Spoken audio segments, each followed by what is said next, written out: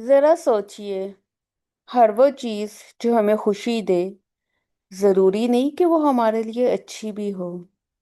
कभी आपने गौर किया, कुछ खुशियाँ दिल को हल्का नहीं करती, बल्कि आहिस्ता आहिस्ता दिल को खाली कर देती हैं।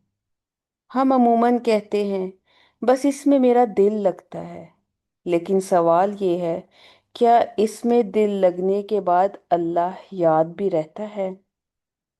वो स्क्रॉलिंग जो चंद मिनट की खुशी देती है, मगर नमाज भारी कर देती है। वो महफिलें जहाँ हंसी बहुत होती है, मगर वापस आकर दिल अजीब सा खाली लगता है। वो मसरूफियात जो हमें बिजी तो रखती हैं, मगर अल्लाह से बात करने का वक्त छीन लेती हैं।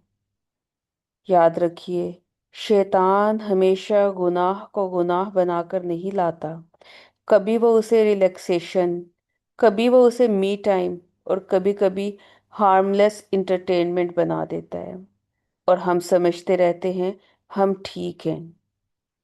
असल निशानी क्या है?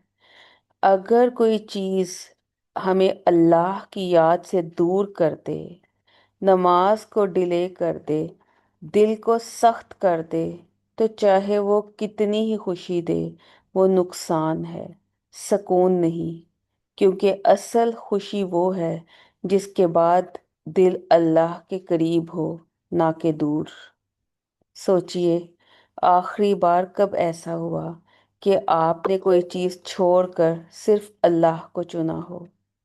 मुश्किल लगता है ना? मगर हकीकत ये है, कुछ चीज़ें छोड़ने से जिंदगी कम नहीं होती, रूह आज़ाद हो जाती है। आज खुद से एक सवाल पूछिए, जो चीज़ मुझे सबसे ज़्यादा खुश करती है, क्या वो मुझे अल्लाह के करीब भी कर रही है? और अगर जवाब खामोशी हो, तो शायद यही वो जगह है जहाँ से वापसी शुरू होती है। याद रखिए, अल्लाह खुशियाँ छीनता नहीं है, बस वो उन्हें पाक कर देता है। अल्लाह ताला से दुआ है कि हमें वो खुशी दे जो हमें उससे करीब कर दे, उससे दूर ना करे। आमीन या रब्बल आलमीन।